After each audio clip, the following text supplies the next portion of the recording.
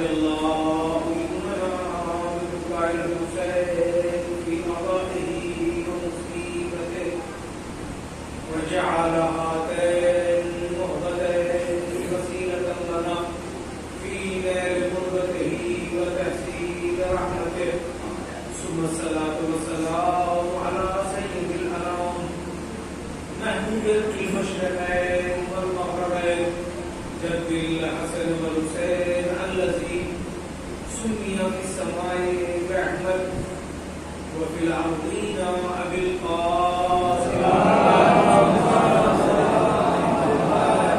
وآل الطيبين الطاهرين المعصومين المظلومين المنتخبين المنتجبين ولعنة الله على أعدائهم أجمعين من الآن إلى يوم الدين رب اشرح لي صدري ويسر لي أمري واحلل عقدة من لساني يفقهوا قولي أما بعد فقد قال الله تعالى في القرآن المجيد والفرقان الحميد وهو أصدق القائلين بسم الله الرحمن الرحيم إنما يريد الله ليذهب عنكم الرجس أهل البيت ويطهركم تطهيرا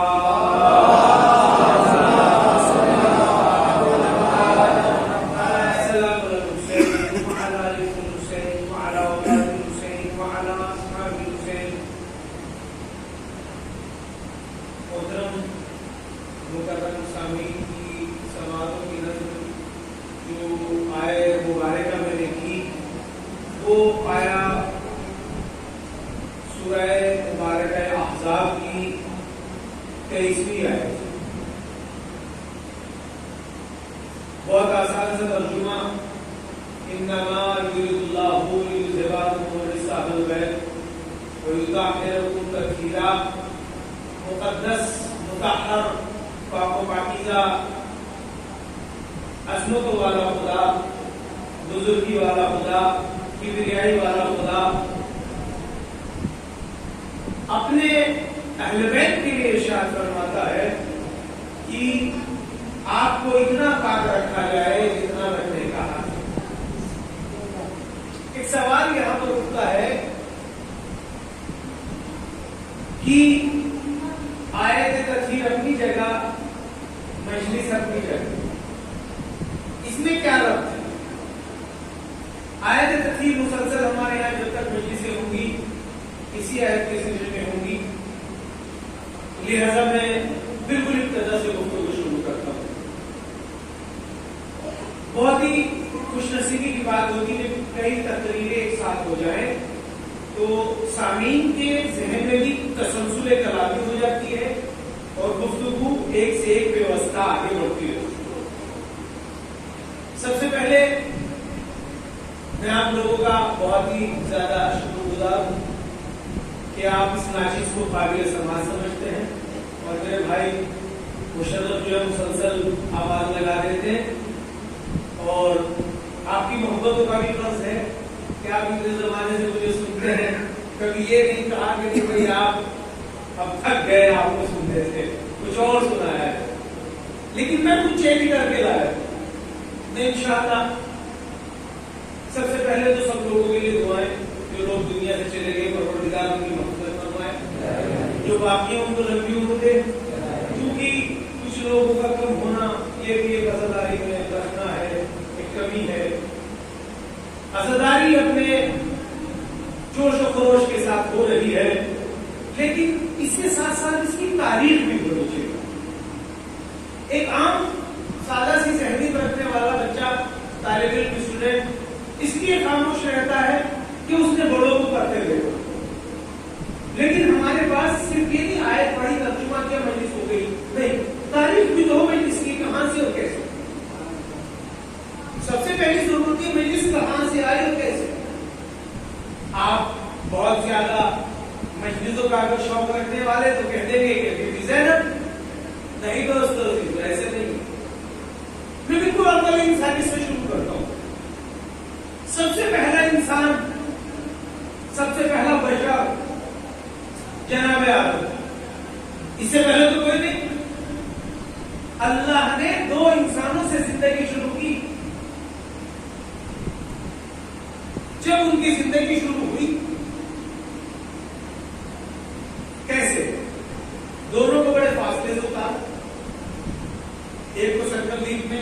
श्री लंका, एक को जद्दा गए। जद्दा ये नाम नहीं है, जद्दा माने दादी। जो सऊदी अरब में जगह है जद्दा, उसका नाम जद्दा होने की वजह यही है कि वहां पे दादी उतरी। और श्रीलंका में जनाबे आदम, फिर एक जगह मिल जाते हैं। एक रोज जनाबे आदम ने सफर किया। अब यहां से गुफ्तगू शुरू हो गई। जब सफर किया तो चलते चलते एक ऐसी जमीन पे पहुंचे जो रेतीली और पत्थरों वाली थी। वहां आपको ठोकर लगी, अंगूठा जख्मी हुआ, खून बहने लगा। तवज्जो है, अंगूठा जख्मी हुआ, खून बहने लगा। अंगूठा पकड़ के बैठ गए। जब बैठ गए अंगूठा पकड़ के तो जिब्राइल आ गए। और जिब्राइल ने आके कहा, क्या बात है नबी अल्लाह, क्या मेरे अंगूठे में जख्म लग गया है, तकलीफ हो रही है, दर्द हो रहा है, अब यहां देखना चाहता हूं कौन बेदार है, किस तक मेरी आवाज पहुंची, कौन मेरे जुमले को कैच किया। जनाबे आदम बैठ गए, जनाबे जिब्राइल खड़े हुए हैं। और जनाबे जिब्राइल ने देखा कि अंगूठा जख्मी है। पूछा जख्मी है कि हाँ। कहा आदम ये अंगूठा खामखा जख्मी नहीं हुआ, फिर क्यों जख्मी हुआ। कब परवरदिगार आलम आखिरी जमाने में एक नबी को भेजेगा, उस नबी के एक नवासा होगा, उस नवासे को बेयारो मददगार इसी जमीन पर ज़बह किया जाएगा, इसी जमीन पे उसको ज़बह किया जाएगा। और उस नवासे की तकलीफ में उस नाना को बहुत ज्यादा तकलीफ होगी, जिस तकलीफ में उस नाना का अज्र व सवाब बढ़ता जाएगा। अल्लाह उस नबी को बहुत अज्र देगा, बहुत सवाब देगा। ए आदम, अल्लाह ये चाहता है तुझको भी आखिरी नबी के अज्र व सवाब में शरीक करे।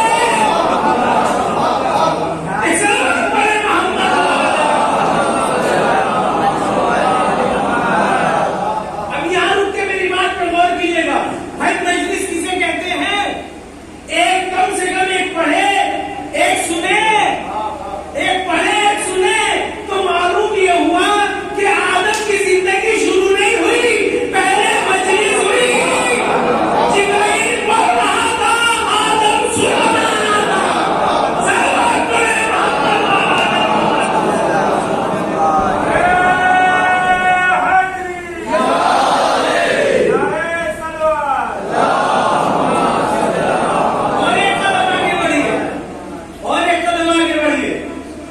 एक कदम और आगे बढ़ के उसके बाद कौन नबी है?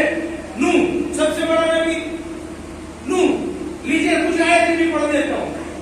जनाब नूह की कौम अच्छी नहीं थी, जनाब नूह को सताती थी। तो कुरान में आयत जो है वो इस उन्वान से आई, वस्निल फुल्क में आयो ने ना, ऐ नूह मेरी आंखों के सामने कश्ती बनाओ।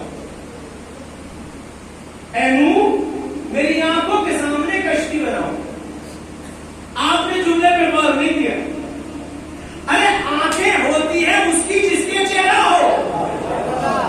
इसका मतलब कोई आंखें ऐसी हैं जो अल्लाह की कहलाती है, कोई चेहरा ऐसा है जो अल्लाह का चेहरा कहलाता है। एक सलवात पढ़े मोहम्मद वाला। वस्निल फुल्क में आयो ने ना, ऐ नूह हमारी आंखों के सामने कश्ती बनाओ। बीज कहां से आए? जन्नत से, सागवान का बीज था, जन्नत से। 100 साल में दरख्त तैयार हुआ, 100 साल लगा। बीज कहां बोए गए? जनाबे आदम, जनाबे नूह ने अपने घर के आंगन में। गौर किया आपने? अभी मेरे पास कश्मीर से एक एतराज आया कि मौलाना साहब इसका जवाब भेजिए। मैंने अभी नहीं भेजा, अभी थोड़ा सा वक्त लगेगा, मुझसे तो नहीं है, मैंने मना किया। गरज वो ये था कि नबूवत के काम में कोई भी शरीक हो सकता है। तो उसका जवाब बहुत आसानी से ये है, नबूवत को एक कश्ती की जरूरत पड़ी तो लकड़ी भी घर के बाहर की अल्लाह ने इस्तेमाल नहीं करा।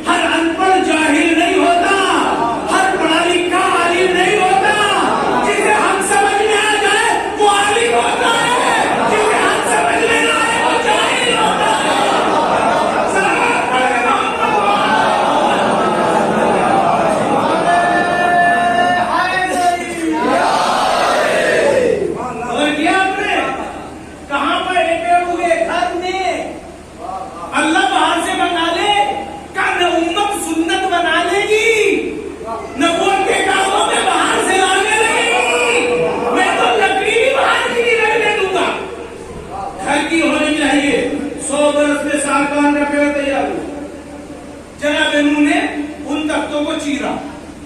جب میں اچھا یہ بات کہتا چلوں اپنے جوانوں کے لیے بھی بزرگوں کے لیے, جناب نوح کتنی سخت زندگی جی رہے. جب تختے چیر رہے تھے تو لوگ مذاق اڑانے آتے تھے, کہتے تھے یہ پانی کی بوند نہیں ہے, یہ کشتی کہاں اٹھ چلائے گا.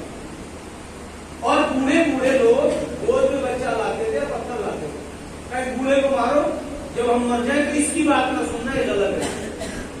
کسی ایک کے پیچھے پڑ جانا یہ دلیل نہیں کہ وہ غلط ہے.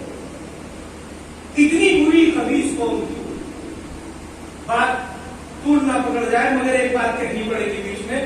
جب کشتی تیار ہو گئی, یہ بات میرے موضوع سے الگ ہے مگر کہتا چلو ذرا سا لطف آئے گا کہ ظالم کا حساب پروردگار کب کہاں کیسے کرتے, یہ تو اس کی سمجھ میں نہیں آتا. یہ تو سمجھ کی بات ہے. ان ظالموں نے جناب نوح کو بہت ستایا. میری تاریخ, میں جو اپنے موضوع پہ باقی ہوں, تاریخ آزاداری کہاں سے چلی کیسے چلی ساری پیش کر رہا ہوں. کتاب کے حوالے میں اگر آپ کو چاہیے وہ بھی میں پیش کر دوں. تو کشتی تیار ہو گئی. لکڑی کے لیے ضروری ہے کہ اسے کچھ دن پانی میں رکھا جائے تو وہ ٹیمپر ہو جاتی ہے, پکی پختہ اور مضبوط ہو جاتی ہے. جناب نوح نے کشتی بنا لی. جب بنا کے تیار کی, انہوں نے دیکھا نہ تو یہ پیڑ لگانے سے رکا, ہمارے علاقے پر پریشان کرنا, نہ یہ اسے پاگل کہنا رکا, نہ دیوانہ کہنا رکا, نہ پتھر مارے نہ رکا, تخت چیرنے سے یہ نہیں رکا, کشتی بنانے سے یہ نہیں رکا. یہ تو رکتا ہی نہیں ہے.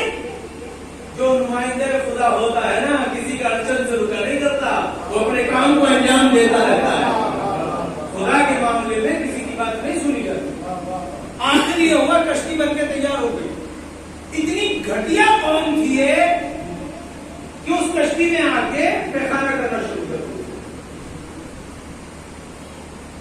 دیکھا آپ نے سامنے والا کتنا نقصان دہ ہو سکتا ہے آپ کے عدد میں. کبھی اللہ کی راہ میں کسی کی مخالفت اور رکاوٹ پہ نہیں رکنا چاہیے. نتیجہ یہ ہوگا کہ وہ کشتی بھر گئی جنازت سے. اللہ نے فوراً کھجلی کی بیماری بھیجی, اور ایسی کھجلی تھی جو کسی کو چین نہیں لینے دیتی تھی, بس کھلاتے رہو. ایک شخص غلطی سے اس کشتی میں گر گیا, جیسی باہر نکلا کھجلی ٹھیک ہو گئی. لوگوں نے پوچھا سارا ملک تو کھجلی میں مبتلا ہے, تو کیسے ٹھیک ہوا؟ تو اس کشتی میں جو نجاست بھری ہے نا اس میں گر گیا تھا. اب سمجھے آپ پھر کیا ہوا؟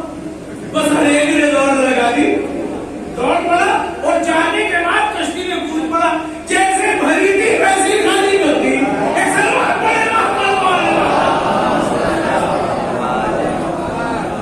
جیسے بھری تھی, اور پاک ہوتی بھی ضروری تھی نا. اب جو دور دراز میں رشتے دار تھے ان کے لیے کیا کیا جائے؟ چونکہ بیماری تو پورے دیش میں پھیلی تھی نا, کشتی کو دھوتے تھے, اس کا پانی شیشیوں میں بھر کے بھیجا کرتے تھے. اللہ کا نبی کھڑا ہو کے دیکھتا تھا, تم نے گندگی کی تھی, اللہ کا نظام تم ہی سے پاک کر رہ جائے گی, تم ہی صاف کر کے چھوڑو گے تو پیچھے چلے گی. ایک سلوات پڑے گا.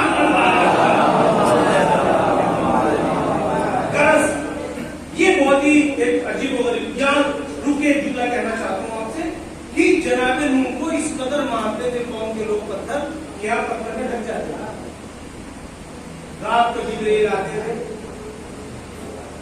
اپنے پروں سے پتھر کو ہٹاتے تھے, اس کے بعد پر پھیرتے تھے تو نوح کو شفا ہو جاتی تھی, اور اس کے بعد وہ اگلے دن کے لیے پھر تبلیغ میں نکل جاتے. یہاں تک تو آپ نے سنا ایک جملے کی قدر کی ہے, جب بیچ میں بات آ چونکہ فرش اعلیٰ سے مربوط ہے. جناب نوح کو شفا دیتا تھا جبرائیل, اور پھر وہ اگلے دن تبلیغ میں نکل جاتے تھے, زخمی ٹھیک ہو جاتے تھے اور صحت مند بھی ہو جاتے تھے. اب فرق سمجھ میں آئے گا ذرا سا. ایک فرشتہ بیمار ہوا, بیمار نہیں, اس نے غرور کیا تھا. غرور یہ تھا کہ میں سارے آسمان کو پار کر سکتا ہوں, اللہ کے حکم دیا پار کر. جب پار نہ کر سکا تو بالوں پر چھین لیے گئے, ایک جگہ گرا پڑا تھا. اب اسے چاہیے تھی شفا, تاکہ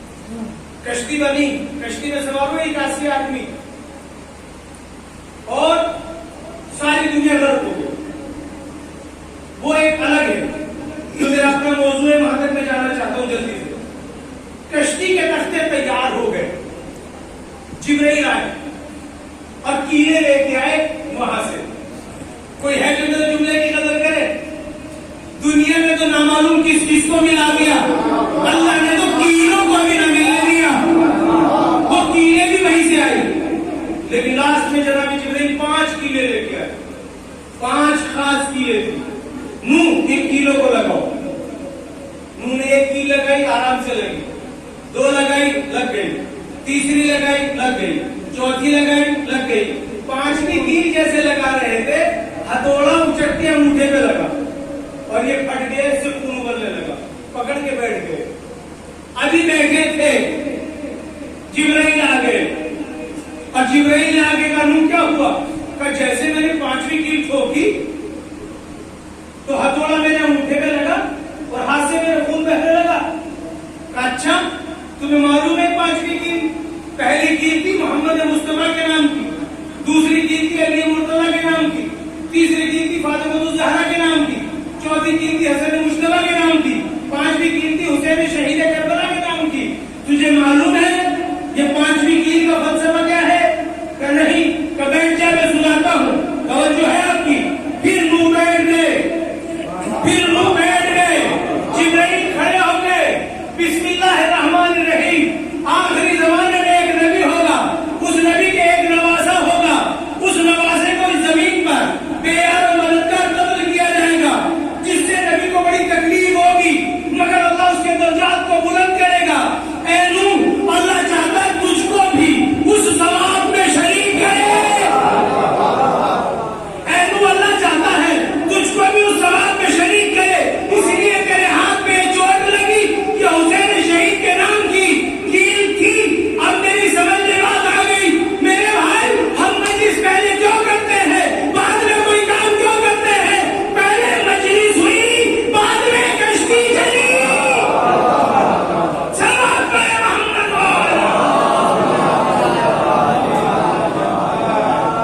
اور کیا آپ نے، یہ ہے وہ فلسفہ جب ایک شخص سناتا ہے۔ اب ہمیں آخر تک جانا ہے، بہت آخر تک جانا ہے۔ ایک سناتا ہے، ایک سنتا ہے، اسی کو تو مجلس کہتے ہیں، جس میں مسائل ہوں، جس میں فضائل ہوں۔ پیغمبر کا نام آنا ہی فضائل ہے، حسین کا نام آنا ہی مصائب ہے۔ پہلا نبی مجلس سے شروع کیا، دوسرا نبی مجلس سے شروع کیا۔ جناب ابراہیم ہے، گھوڑے پہ سوار جا رہے ہیں، زمین کربلا میں پہنچے، گھوڑے کو ٹھوکر لگی، منہ کے بل گر پڑا، جناب ابراہیم کے پیشانی میں چوٹ لگی، گھوڑا بے زبانی میں کلام کرنے لگا، یا نبی اللہ میری کوئی غلطی نہیں ہے۔ فوراً جبرائیل آ گئے، آگے کہنے لگے اے ابراہیم گھوڑے کو کچھ نہ کہنا۔ پھر وہی بات ہوئی، گھوڑے پہ سوار بعد میں ہونا، میں سناتا ہوں تو سن، میں سناتا ہوں تو سن۔ کیا سناتا ہے؟ میں یہ سنانا چاہتا ہوں کہ آخری زمانے میں ایک نبی ہوگا، اس نبی کے ایک بیٹا ہوگا، اس بیٹے کو ذبح کیا جائے گا، جس سے نبی کو بہت تکلیف ہوگی، اس تکلیف پہ اللہ اسے اجر و ثواب دے گا، وہ اسی زمین پہ ہونے والا ہے۔ اے ابراہیم، اللہ کی مرضی یہ ہے اس ثواب میں جو اسے ملے گا تجھ کو بھی شریک کرے، اس لیے مصیبت میں مبتلا کیا ہے۔ ثواب پہ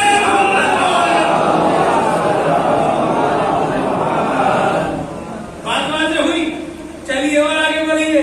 یہ جناب نوح ہو گئے، یہ جناب ابراہیم ہو گئے، یہ سارے کے سارے اب اور نزدیک پہنچیے، گفتگو ہو رہی ہے اور نزدیک، جو میں نے آیت پڑھی مجھے وہاں تک جانا ہے، اس سے تھوڑا سا اور آگے چلیے۔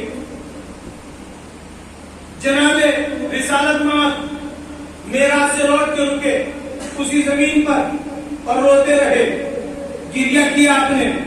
دوسرا مرحلہ جناب بی بی ام سلمہ، آپ جب دنیا سے گئے تو آپ نے ایک مٹھی مٹی منگائی اور کہا ام سلمہ اسے شیشے میں رکھ لو۔ یہ روایت سنی شیعہ متفق روایت ہے، ام سلمہ اس مٹی کو شیشے میں رکھ لو، جب تک یہ مٹی مٹی رہے تو سمجھنا حسین سلامت ہے، اور جب یہ مٹی خون بن جائے تو سمجھ لینا حسین کی شہادت ہو گئی۔ یہ مٹی پیغمبر نے بی بی ام سلمہ ام المؤمنین کو دی اور 10 محرم کو خون بنی، جس کا نتیجہ یہ ہوا کہ وہ سمجھ گئے کہ آج حسین کی شہادت واقع ہو گئی۔ اور آگے بڑھیے، جب ایک دن پنجتن پاک چادر میں جمع ہو گئے، خبر جو ہے آپ کی، ابھی تک کوئی شہادت نہیں، 5 جمع ہو گئے، تو ایک مرتبہ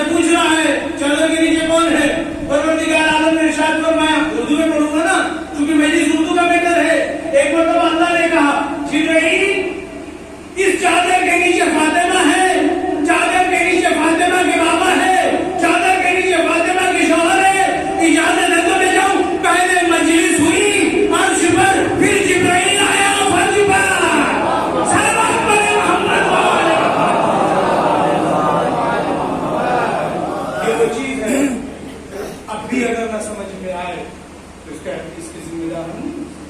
تاریخ اپنے آپ میں دہراتی رہتی ہے، بیان کرتی رہتی ہے، بتاتی رہتی ہے مجلس کا معنی کیا ہے. اہل بیت کا ذکر فضائل و مسائل، اہل بیت کے فضائل، اہل بیت کے مسائل. کسی بھی آیت کے لیے قرآن میں کوئی بھی آیت کو آپ اٹھا کے دیکھ لیجیے، اس کے دو پہلو ہوتے ہیں. ایک سبب نزول، ایک شان نزول. سبب نزول کہتے ہیں آیت کیوں نازل ہوئی، شان نزول کہتے ہیں کس کیفیت میں نازل ہوئی. تو یہ جو میں نے آپ کو ایک آیت سنائی انما یرید اللہ، یہ آیت کا شان سبب نزول یہ تھا جو میں نے اتنا طولانی سنایا. لوگ سمجھتے ہیں کہ واقع کربلا کے بعد ہے، نہیں، واقع کربلا تو بہت بعد میں ہے. یہ واقعہ تو پہلے سے بیان ہوتا آتا رہا ہے. مستقل ہر معصوم نے بیان کیا، ہر نبی نے بیان کیا، ہر ایک کو اللہ نے شریف. ایک صلوات پڑھے محمد والے.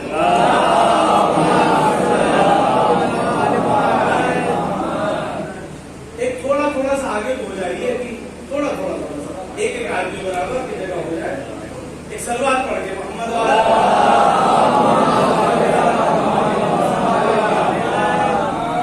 وہ حکمت والا رب، وہ شریعت والا رب، وہ قوانین والا رب ارشاد فرماتا ہے اے اہل بیت رسول، میرا ارادہ یہ ہے کہ میں آپ کو اتنا پاک و پاکیزہ رکھوں جتنا رکھنے کا حق ہے. اب رب ملا، اب آگے بات ملی نہیں. اے اہل بیت رسول، اللہ کا ارادہ یہ ہے کہ وہ آپ کو اتنا پاک و پاکیزہ رکھے جتنا رکھنے کا حق ہے. اور ایک جملہ اور بھی ہے، کیا؟ لیذھب عنکم الرجس، آپ سے رجس کو دور رکھے. آپ کو نہیں، آپ سے. دونوں جملوں میں فرق ہے. ایک آپ کو، ایک آپ سے، دونوں میں فرق ہے. مثال کے طور پر ایک صاحب ہے اردو میں نماز نہیں پڑھتے. آپ نے کیا کہا؟ یہ مسجد سے بہت دور ہے. دوسرے ہیں ان کا گھر دور ہے، نمازی ہے. آپ نے پھر بھی کہا ان کا گھر مسجد سے دور ہے. دونوں میں فرق ہو گیا. یہ مسجد سے دور ہے، ان کا گھر مسجد سے دور ہے. اللہ نے بھی دو جملوں کی رعایت رکھی ہے یہاں پر. یہ نہیں کہا کہ آپ سے آپ کو، نہ، آپ سے اہل بیت رسول آپ سے دور رکھوں گا. یہ نہیں کہا آپ کو دور رکھوں گا، آپ سے دور رکھوں گا. تو سے اور کو کا فرق سمجھیں گے.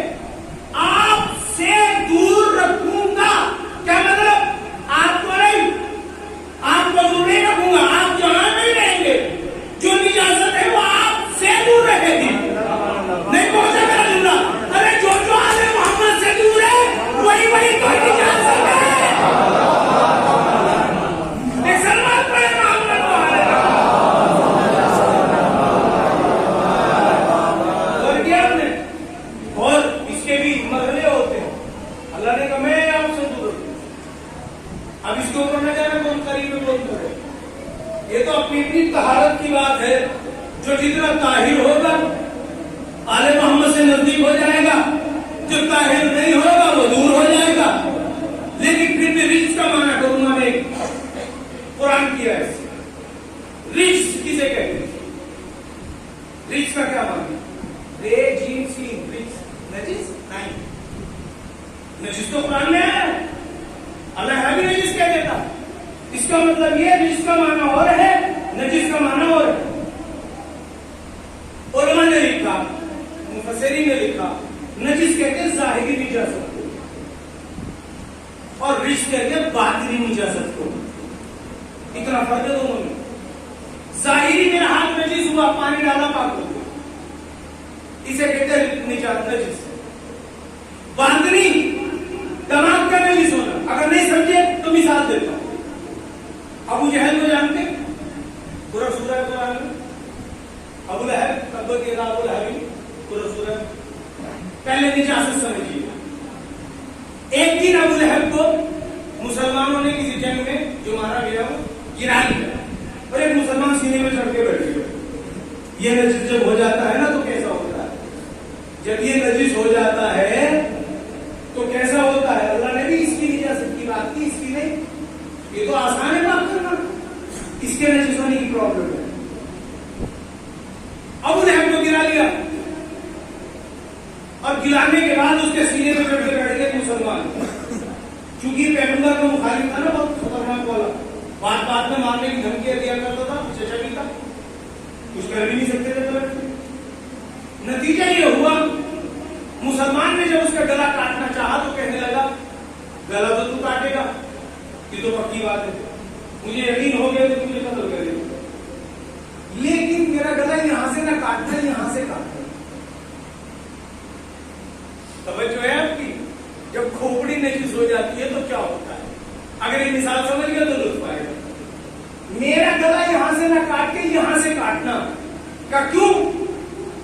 کا سارے سر کٹ کے محمد کے سامنے رکھے جائیں گے تو میرا سر ذرا سا اونچا رہے گا. ایک سلام پڑے گا محمد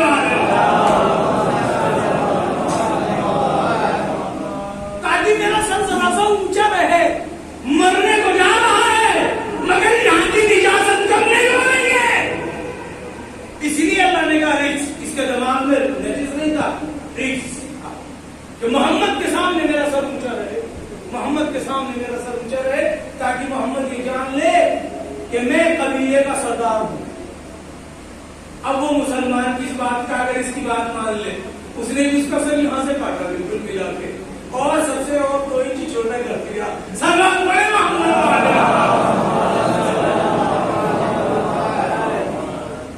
یہ ہے وہ رجس، قرآن میں آیا تھا. میں آیت پیش کروں.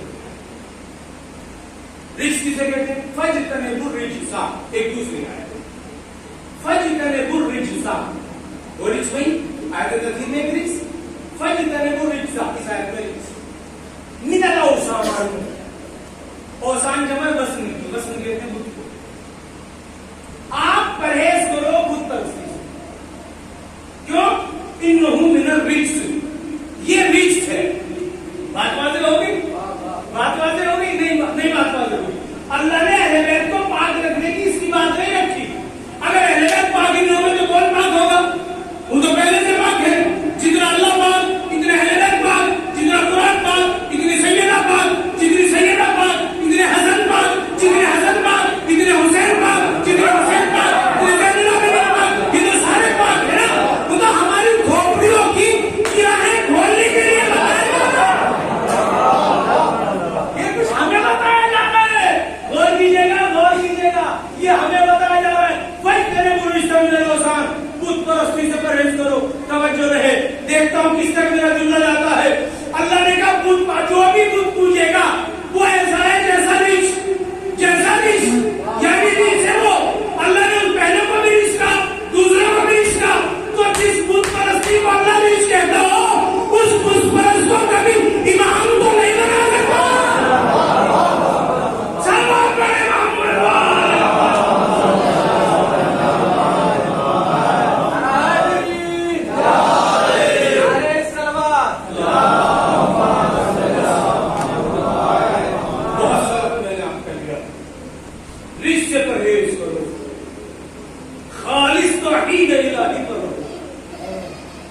اسی لیے تمام فرقوں کی کتابوں میں لکھا ہوا ہے کہ مکے میں 360 تھے مگر خاندان عبد المطلب کا نہیں تھا.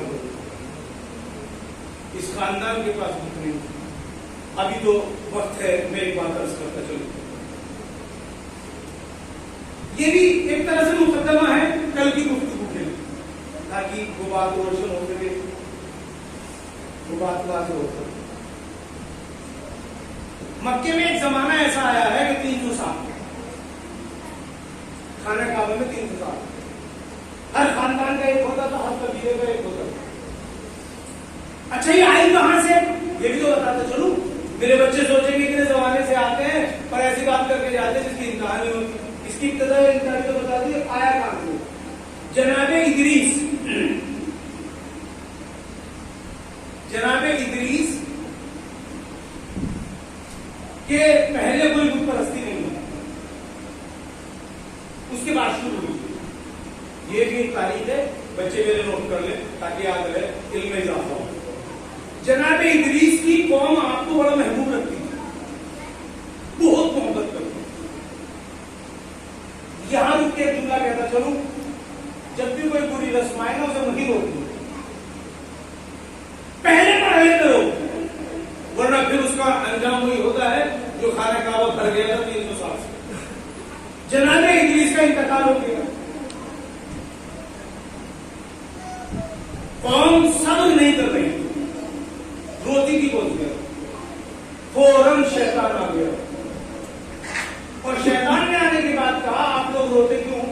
کام سے جدائی برداشت نہیں ہونے ہمارے نبی. کہیں کون سی بات ہوئی؟ ایک تصویر بنا لو. بات بڑی اچھی تھی ظاہر میں، لیکن اللہ کا دشمن تھا نا، اس لیے ماننی نہیں چاہیے. پہلے یہ دیکھو کہہ کون رہا ہے. اگر اللہ کا دشمن اچھی بات بھی کہے تو نہ سنو. کیا کہتا ہے؟ تم ایک تصویر بنا لو. بات قوم کی سمجھ میں آ گئی، انہوں نے ایک پینٹنگ بنا لی اپنے نبی کی. جب پینٹنگ بنا لی، اگلی پیڑھی میں ہو گئے 2 بچے، دونوں بچوں میں ہو گئے اختلاف، انہوں نے 2 پینٹنگ بنا لی. آپ سمجھ گئے؟ اس کے بعد پینٹنگ سے وہ مجسم میں پہنچ گئی. پھر جب نسل انسانی پھیلی، ہر خاندان نے اپنا اپنا ایک بنا لیا. یہ یہاں سے شروع ہوئی، اس سے پہلے کوئی بت پرستی نہیں. اس طرح 360 قبیلے تھے، 360 قبیلوں کا ایک ایک بن گیا. مگر کوئی جھوٹی سے جھوٹی تاریخ، میں بزرگوں سے مخاطب ہوں، یہ نہ بتا سکی کہ خاندان عبد المطلب کا بھی کوئی بت تھا. ایک تاریخ نہیں، جھوٹی سے جھوٹی کوئی بھی تاریخ اٹھا کے لائیے جہاں یہ مل جائے کہ خاندان عبد المطلب، خاندان ابو طالب، خاندان پیغمبر کا بھی کوئی بت تھا نہیں. ہاں مکے میں ایک بات قید پڑا جب پیغمبر گزرے 3 برس، مکے میں قید پڑ گئے. سارے لوگ مکے کے جمع ہوئے اور سب نے اعلان یہ کیا کہ سب اپنا اپنا بت لائیں اور یہاں رکھیں، دعا کریں کہ بارش ہو جائے. ہر خاندان کو خبر بھیج دی گئی، جس کا پیتل کا تھا وہ پیتل کا بت لایا، جو لکڑی کا تھا لکڑی کا لایا، جو پتھر کا تھا پتھر کا لایا، جو بھی چیز سے بنا رکھا تھا خدا وہ اپنے اپنے خدا کو لے کے آیا. سب کی نظریں جناب ابو طالب کے دروازے پہ ٹکی ہیں کہ آج ان کے خاندان کا خدا دیکھیں گے. چونکہ میں نے آپ سے عرض کیا بس ایک ہی خاندان تھا مکے میں کہ جس کے یہاں یہ کام نہیں تھا، باقی کوئی انسان نہیں بچا تھا اس کام سے. جیسے ہی وقت ہوا، جناب ابو طالب اپنے گھر سے نکلے 3 برس کے محمد کو کاندھے پہ بٹھا کے. سارے عرب نے دیکھا اور دیکھنے کے بعد ایک زبان ہو کے کہا کیا تمہارا یہ بت ہے؟ کیا تم اس کی پوجا کرتے ہو؟ جناب ابو طالب نے کوئی توجہ نہ دی، پہاڑی کے اوپر پہنچے اور پہنچنے کے بعد ایک جملہ کہا تم اپنی پرابلم بتاؤ کیا ہے؟ کہ ہم نے چاہا ہے کہ سارے خدا کو یہاں رکھ کے بارگاہ میں دعا کریں گے کہ بارش ہو جائے، بارش نہیں ہوتی، کہیں اس کی ضرورت نہیں ہے. کاندھے پہ جو بچہ بٹھا رکھا تھا اس کے دونوں ننھے ننھے ہاتھ پکڑ کے آسمان کی طرف اٹھا کے کہا پروردگار ابو طالب تجھے اس کا واسطہ دیتا ہے، بارش کر دے.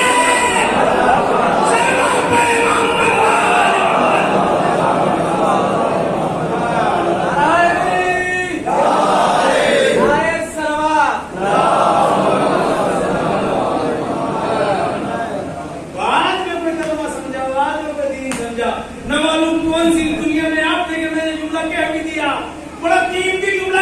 بعد میں کسی کی سمجھ میں کلمہ آیا، لا الہ الا اللہ بعد میں آیا، محمد رسول اللہ بعد میں آیا.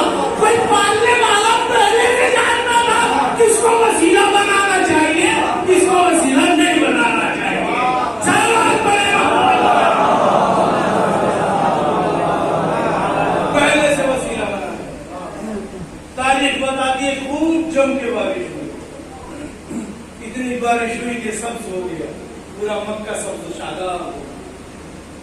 یہ تاریخ کی وہ حقیقتیں ہیں جو چھپائی گئی. 3 برس 40 سال میں 3 نکالو کتنے بچے؟ 37. میاں کلمہ لوگوں کو 37 برس بعد سمجھ میں آیا وسیلہ ابو طالب کو پہلے ہی سمجھ میں آ گیا تھا. یعنی جو 37 برس بعد والے مسلمان ہیں وہ 37 برس پرانے اسلام کو انگلی اٹھاتے ہیں. ہے نا شرم کی بات؟ ہے نا شرم کی بات؟ تم تو 37 برس بعد اسلام لائے ہو, وہ تو 37 برس پرانا اسلام لیے تھا. کتنا افسوس کیا. یہ تاریخ کی وہ سچائی کا ہے, تاریخ کی وہ حقیقتیں ہیں جو کتب میں لکھی ہوئی ہیں. کیا آپ نے دونوں نے نکال اٹھا کے دعا کی معبود تجھے اس کا واسطہ. کبھی دیکھا کسی نے بچے کا واسطہ دیتے؟ نہیں دیتا کوئی بچے کا. ہاں کوئی بچہ محمد جیسا ہو تو واسطہ کیا جاتا ہے, واسطہ کیا. اس لیے بس بہت سا وقت میں نے آپ کا لیا, مختصر کر کے ساری دنیا کا علم جمع کیا جائے, پھر اسے ایک انسان نے اکٹھا کیا. آل محمد کے دروازے کے نوکر کے برابر نہیں ہو سکتا وہ انسان.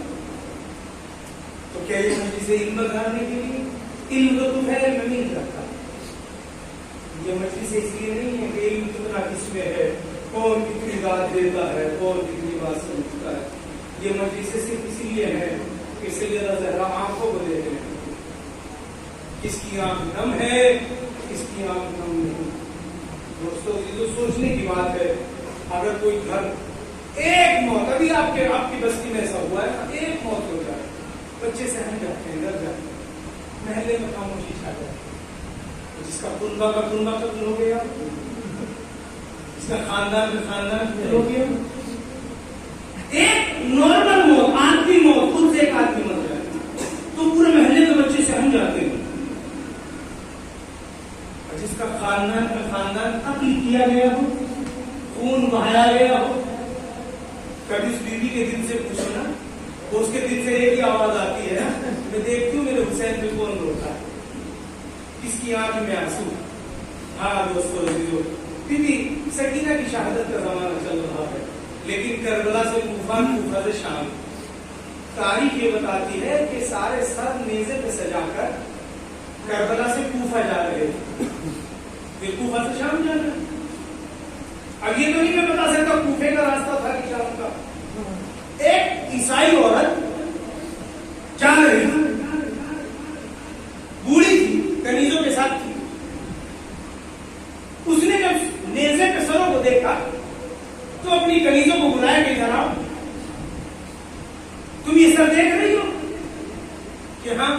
کہ میں مدینہ گئی تھی, میں نے محمد کو دیکھا.